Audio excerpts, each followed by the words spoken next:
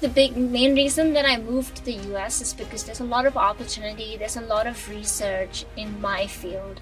And even in the US, just the incredible community that is there, the incredible scientists that you're able to interact with about the oceans is great. And just being in a community that collectively cares for our planet, I think that was the best thing about moving to the US. And again, in the US, you have a professional relationship with your professors, but then it goes beyond that. They do take care of you like family. Are you trying to say that in India, teachers and professors are not that close with the students, one-on-one? Maybe they don't interact with the students and understand their psychology. They just want students to just study and do the rattafication and then pass. I don't know if that necessarily helps a student thrive. I think you need to understand them a little bit personally also in order to help them. If you want to help them grow, I think it's not just studying and books. There's a lot of other factors in your life that influence your success.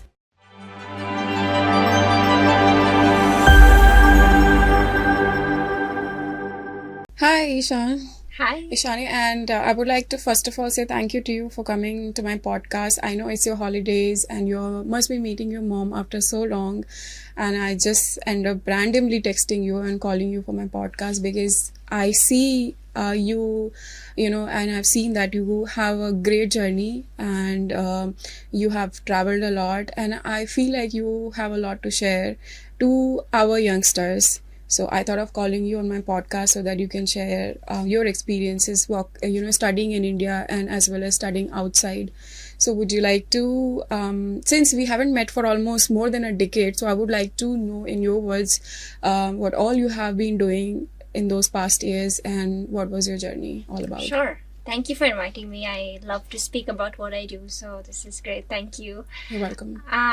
So I grew up here and I finished 12th grade in Bangalore, and then I moved to the UK to pursue a degree in marine biology. Mm-hmm. And then after that I went to the US to get a master's degree in marine biology again. And currently I am at the University of Southern California getting my PhD in marine biology. So there hasn't been any ups and downs in my career. It has been one goal throughout, and it has been studying our oceans. Isn't it? So to be honest, for me, it's very fascinating for you to grow this big, because see, I have seen you when you were in school, isn't it? And you were a tiny little girl having great ambitions, I would say.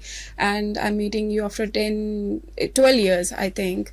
And it's okay. So first of all, I would like to say everybody, whoever are viewing our podcast today, is that this podcast will have two parts. One part wherein I'm going to talk about her education background and her education in India and abroad in UK and US, and we will try to understand what kind of a education system in India we follow and outside and abroad in both the countries we follow, and we will try to do the comparison about good and bads, both pros and cons.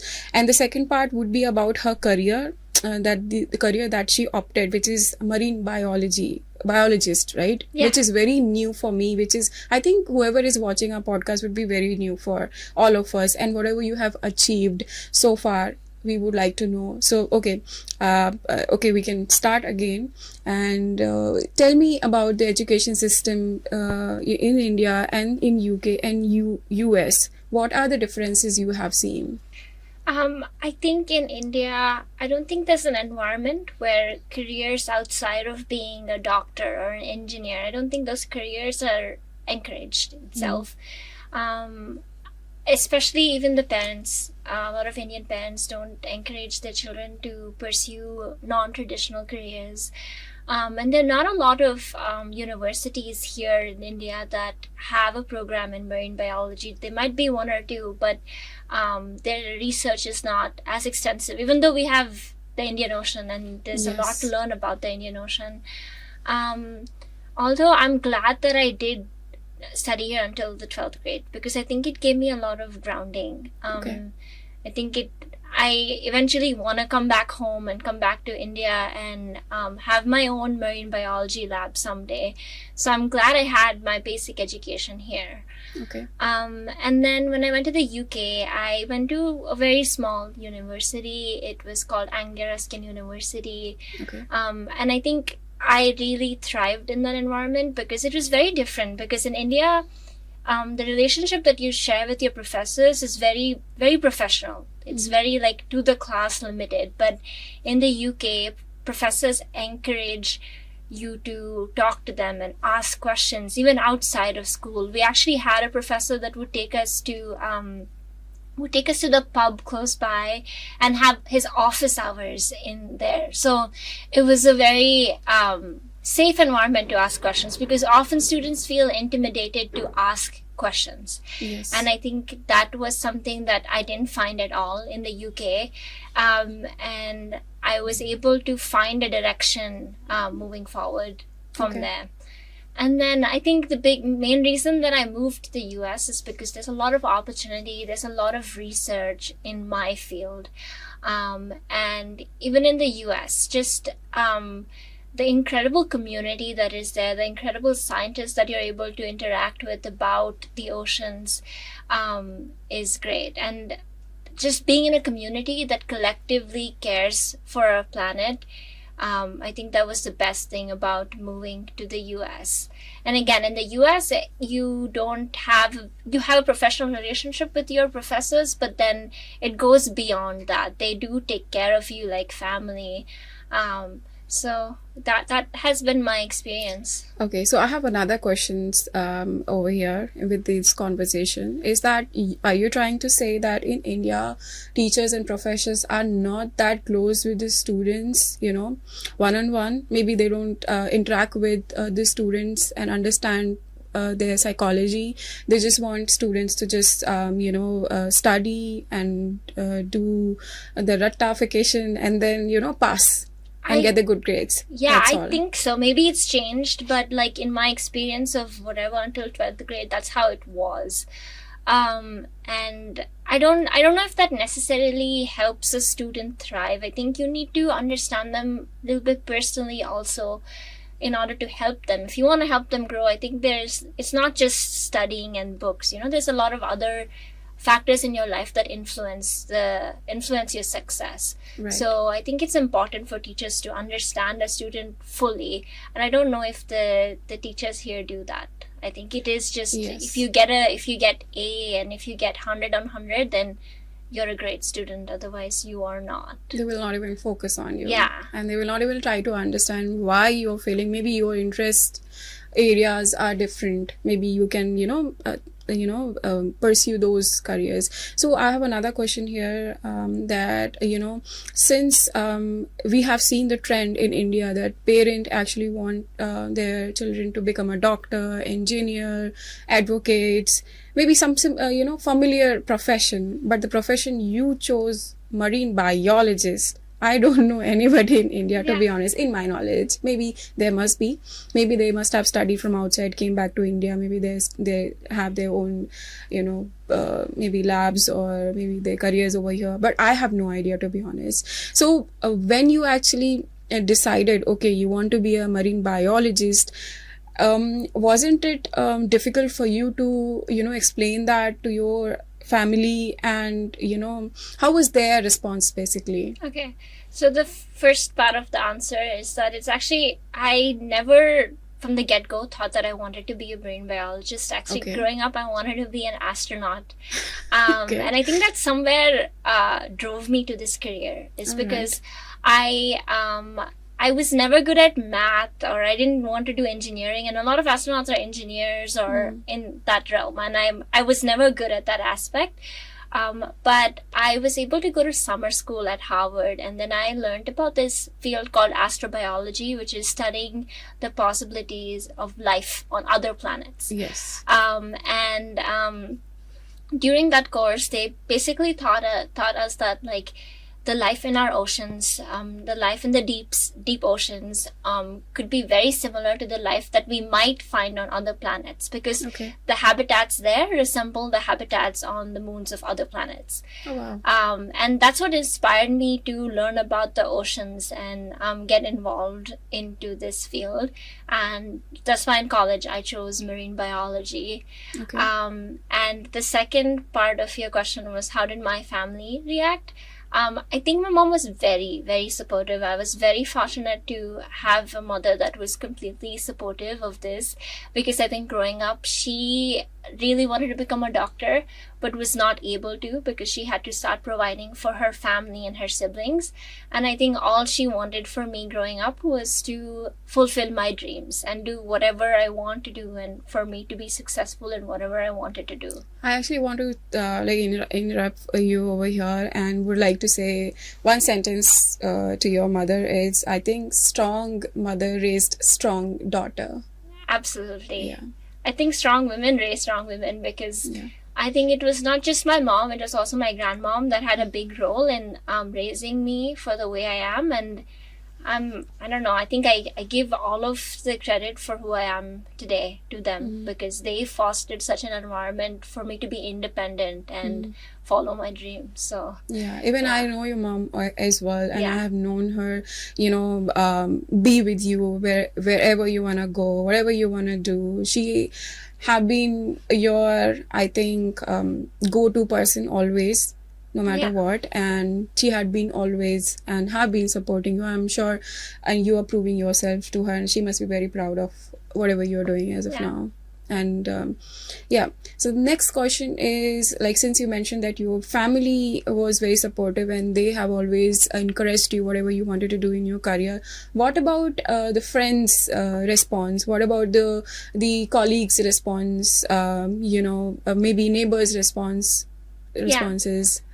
Did that impacted you? I would say family to an extent, that just my close family, like my mom and my grandmom, and to an extent my dad. But I think extended family, I don't think they really understand what I do. It's hard to explain that why I'm still studying, I'm 24, I'm still in college.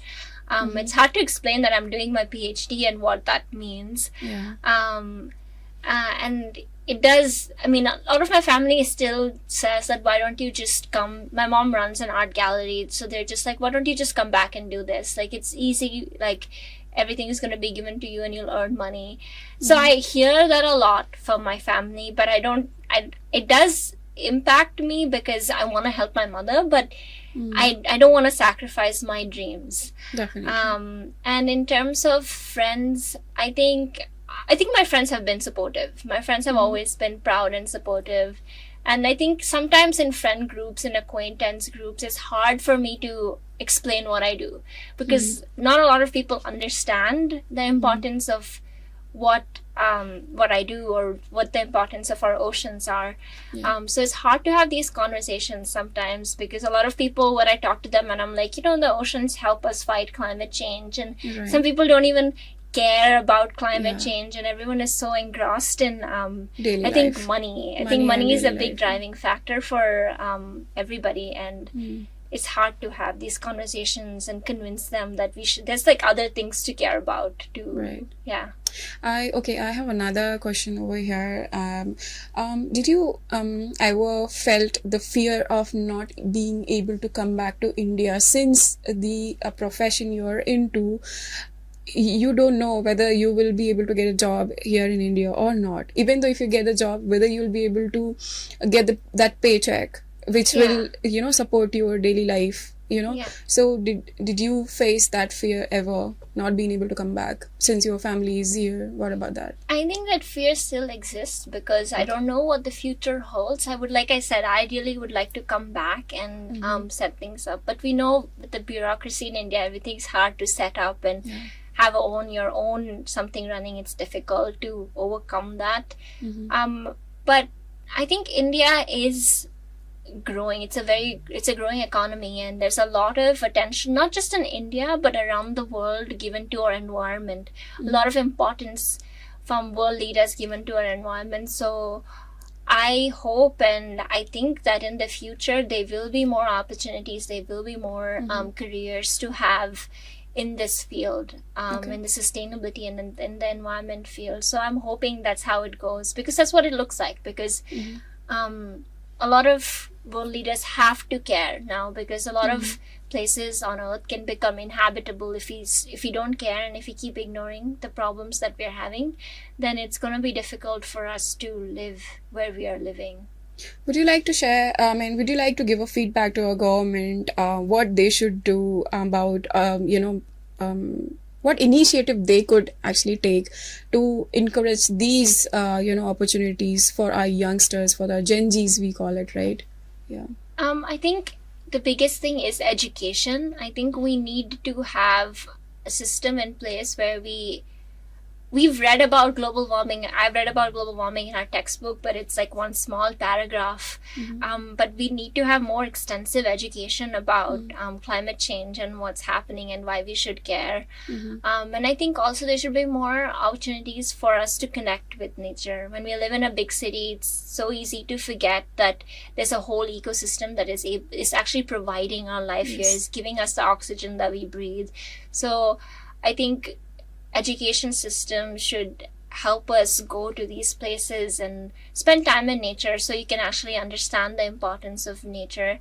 And I think most importantly, in terms of policy and governance, I think the Indian government should involve more youth in the government itself, because I know a lot of younger generation, they care about the planet and they want to do something. So I think they should provide them a platform to come and make change.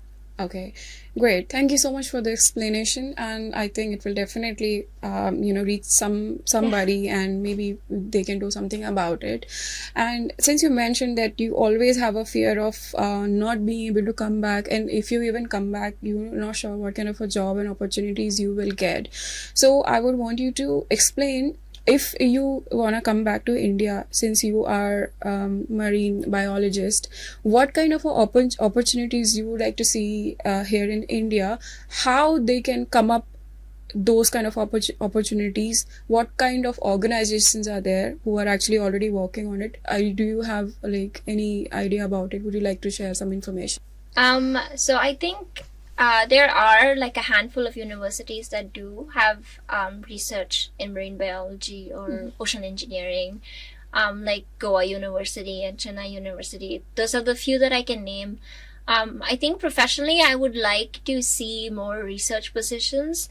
And in the US, the reason that research works is because they get a lot of funding from the government. The government funds these research. So I think, again, it's up to the government to fund these universities and fund the research that goes on. So I would like to see more money flowing into research for our Indian Ocean, because we haven't explored it at all, and we just need more funding to be able to do that.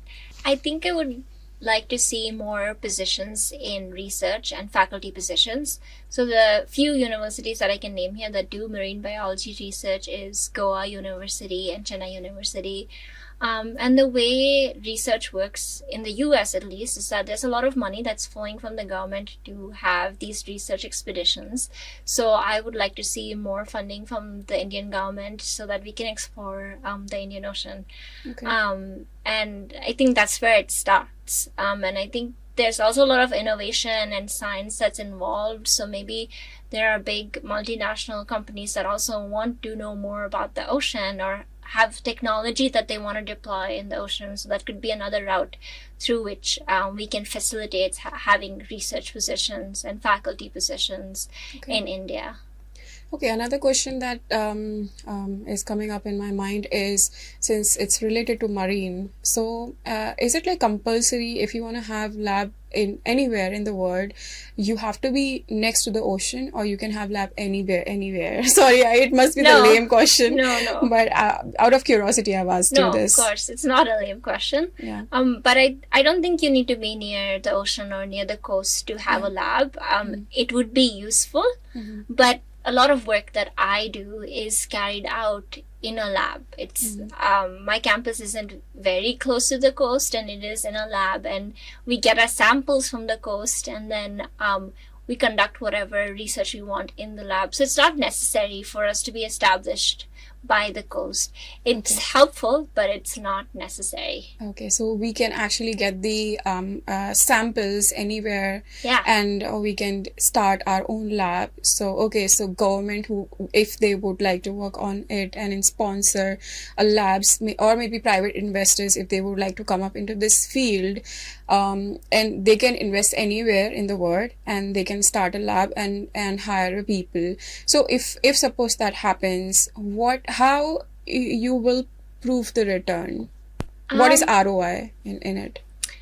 So I think it depends on the research. So I think sometimes it is necessary to be by the coast if you're conducting experiments on live animals that need seawater. Yes. But a lot of work that I do involves microbes, and it involves animals that are already collected and stored in alcohol. In terms of returns, I think we have a lot to learn from nature. And I think nature is the biggest solution to climate change. And everybody is talking about climate change because it is the biggest problem that we have. And I think by learning more, we can come up with more nature-based solutions that can help us combat climate change. I wouldn't be able to give a number to it. But for example, I can bring up the example of mangroves. So mangroves are usually by the coastlines, and they store a lot of carbon. And if we have a healthy mangrove ecosystem, we also have increased fish stocks, which then would benefit the fishermen. So it's all connected. So that's one way I can explain how it would benefit people, is that I think we should work in partnership with nature. And it might not necessarily mean economic growth, but it means a safe, livable livelihood, which is most important, I think. Eventually it is connected to economy as well. Since if we save a lot of greenery, if we save a lot of, I would say, nature, eventually we can actually reduce the cost of food production as well, isn't it? So eventually I think it will be connected to economy as well. Not to interrupt, not to cut you off there, but I think that is any which ways, it's a circle basically, isn't it? I can put it in another way in the podcast if you want. And the other question is, since whenever we get into school or college, right? So at the end of the day, parents ask, what are you going to do after? And in our heads, always we are thinking about salaries, isn't it? So if you would like to share this information, if you finish your master's or PhD in US, in this stream, what would be the salary that you can actually get over there, and what kind of organizations are there which are hiring you, which are okay to hire you or want to hire you, and what about India? I think I can answer that question in the US because I've looked into it more. But it depends. So if you want to work in a biotech company, or if you want to work in a pharmaceutical, you will make a lot of money. Probably more than $100,000 per year is how much you can make if you work in biotech. Because a lot of skills that you learn in this field is lab-based. So you can use that in pharma or developing new medicines. But if you want to go the research route, or if you want to go the teaching route, I think it's more of a struggle. Because after you finish your PhD, then you have to do 2 years of postdoctoral research, which so PhD is usually for 5 years, right? 5 years. And then 2 additional. So 2 7 more years. years for postdoctoral research is traditionally was followed in the US, and you probably get an average of $70,000. And then if you get lucky and you get your faculty position, I think the starting salary is about $80,000 to $90,000. And then once you make your way to being tenured, when you're guaranteed a 10-year position, then I think you make an upward of $100,000. So it isn't like an IT job where you're guaranteed a great pay from the get-go, but I think a lot of people that are in this field aren't really doing it for the money, and Right. they're just Understood. passionate. Right. Yeah. So, don't you think that you can actually get into some medicinal, business, or maybe some organizations? They might want you to do the research work and invent some medication which is good for the humanity. And at the same time, do you think will you be able to get some opportunity in NASA or maybe ISRO or maybe Boeing? Because since you mentioned that they are actually trying to actually find a life outside Earth, Yeah. right? Yeah. So do you think you can actually get opportunity on those? If I wanted to work in pharma, I think after my PhD I would be able to. But I would love to collaborate with them. But I think my passion truly does lie in research. Okay. And I would like to work with a research institute, like you said, NASA or ISRO. Right. I would like to work with such an institute that is their main focus is research. So I think that would be my ideal job. Okay. Or just being able to teach kids about whatever the ocean has to offer would be also a great job for me to have in the future. And I know there are a lot of startups, but maybe in the future, like I said, I would love to collaborate with them, but I think my passion is in research. Yeah. You love it. Yeah. Okay. So what is exactly about the research that you love? If you can explain. Sure. I just started my PhD, so I don't have a lot of research that I can share from it, but I would love to share my just research a little from gist of it, yeah. maybe. So my master's program before this was at Scripps Institution of Oceanography. It was a 2-year program, and my research there was focused on the deep sea. So about 61% of the Earth's surface is made of our oceans. But we know very little. About 71% of the Earth's surface is covered by our oceans. And only about 16% of all the species that we know till date are from the ocean. So it's they're not represented equally because we don't know a lot about our oceans, especially in the deep ocean, which is below the 200 meters. So in marine biology, below 200 meters of the ocean is considered as the deep sea. So there's a lot of area that the deep sea covers. Yes. So my research at Scripps was focused on deep sea worms. Okay. So there's a lot of biodiversity and animals in the deep sea, and a big portion of them is worms. I think it's a different word altogether. Yeah, it's like an alien world. Yeah. So my research was basically describing 3 new species of worms from the deep sea, and it was a very cool project because you get to name these worms. You're able to give, obviously it's like according to the rules. This is my baby. Yeah. This is my tilted. This is my cuckoo. Okay. Yeah.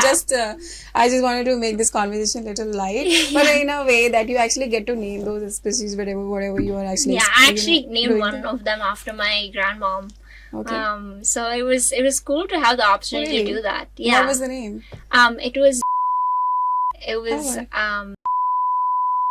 a very scientific Latin Oh word. wow! I will Google about it. Yeah. Will I be able to? My papers aren't published yet, but maybe once the paper gets published, then yeah. Okay. Is it okay if I put it on the name?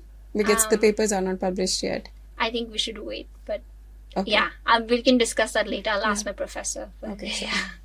Yeah, because it's not published, Yeah. so we can talk about it. Yeah. Yeah, all right. I'll just say beep.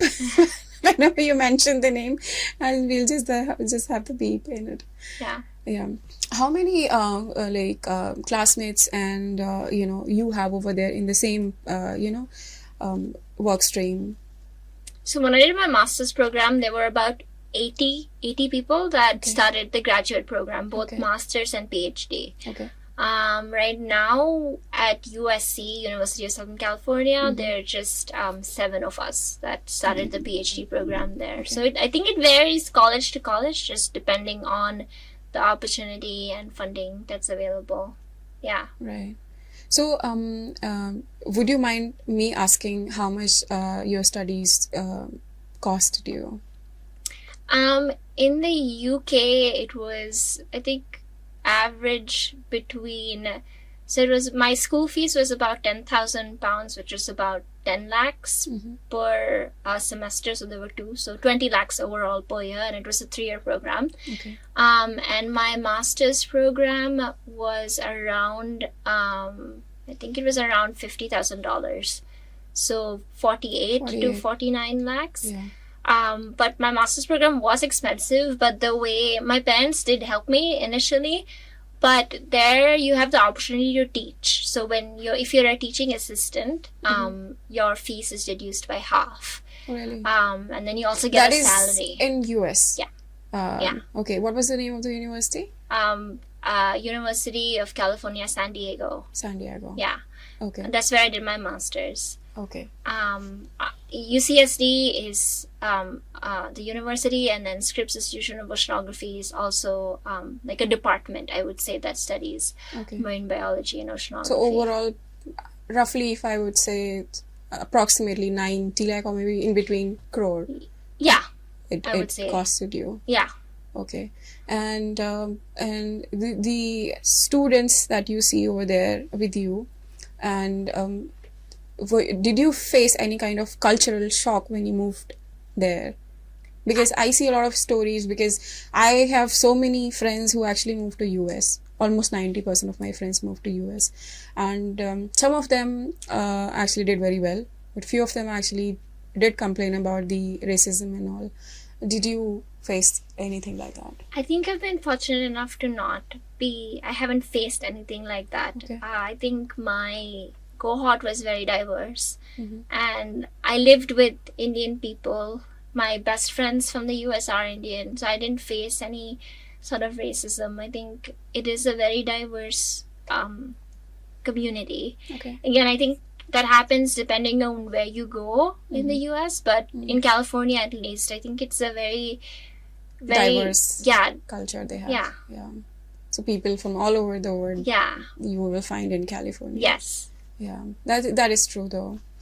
And were they more accommodated the moment you told them that you are an Indian? I don't know if it's more accommodated. I don't think that's a criteria if you're an Indian or not. I think the one thing that they look for, especially when you're doing your master's and if you're doing a PhD, is the passion and the drive to complete the research, because it's a commitment and they're investing in you. They're giving you space in their lab. So I think the one thing that they look for is passion. Yeah, and that motivation, the drive to complete it. I think that's the biggest criteria. I don't think your citizenship matters as much when they're selecting you. Okay. Yeah. So if you get an opportunity maybe to move, maybe get a credit transfer to any Indian university to finish your PhD, would you prefer? Yeah, I would absolutely take that opportunity, especially if it would improve our knowledge about what we don't know here. Then I would absolutely take that opportunity to move here and help the science grow here.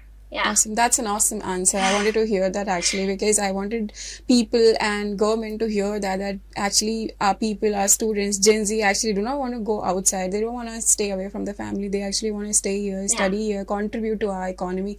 Any which ways we are doing it and we will do it. Yeah. But we want to stay here because the Indian economy is growing a lot. And I think right now it's booming. In coming few years, I don't know, we will do, I think, magic. Yeah. Isn't it? So definitely. Last but not the least, for this part of our podcast, I would like you to give feedback to our young generation. Any suggestion you would like to make, anything you would like to say, what they should do, if they have any passion to follow, or anything that they are not able to do it just because of something or the other reason, you would like to give them any suggestion? I think I would just recommend follow your passion and be persistent. It's easy to be disturbed when your family isn't encouraging, or if there isn't an environment where you're encouraged to do what you want to do. But I don't think you should give up. I think if you have something that you really want to do, I think you should follow it and see it through. And I think that's my biggest advice, because that's the one thing that I've used in my life, is that if I want something, then I am going to get after it and make sure it's done. So that's my biggest advice. And there are resources. Don't be afraid to reach out to people. Don't be afraid to write an email. Even if it's like the Prime Minister of India, make sure you write an email. Like, you never know if there's an opportunity. In communicating. Yeah. The worst thing that can happen is that they don't respond. Yeah. But don't let rejection get in your way. Be persistent and keep trying. And just follow what you're passionate about. Right. I want to close this podcast with one another question. It's just coming up. I think it's important. Otherwise, people will comment a lot about the investment part. Yeah. They will say, okay, you had the money, so you were able to invest and you got the education. What about us? We don't have money. We should do it. So in that case, I would like to say, even I had not enough money for my education. I'm coming from very humble background, and my parents were not so rich and maybe to support and give me a lot of money. So I would like to say, you just need to follow your passion, and still whatever she actually mentioned, the suggestion would be same. Follow your passion, follow your dream, and if you keep doing it, keep trying it, things will come up. Yeah. And would you like to add something? Yeah, I think it's definitely a privilege that I have a family that's been able to support me. I recognize that that's a privilege that not everybody has. Yeah. But I know friends that have moved abroad and they have taken student loans from India, and they will pay it back when they have a job. So there are like routes to get what you want to do. There are scholarships that you can apply to. I think all of it just takes time and effort. And money can be a limiting factor, but I think there are a lot of avenues that you can make sure that it is not a limiting factor. Yeah. Even some of the universities are also actually providing 100% scholarship if you perform well in GMAT, right? Yeah. So maybe people can try for that. Yeah. Yeah, if you're really, really, really passionate about something, try. Yeah. Isn't it? All right, so I think we are done for this podcast. And again, I would like to thank you for coming and sharing your thoughts with us. Thank you.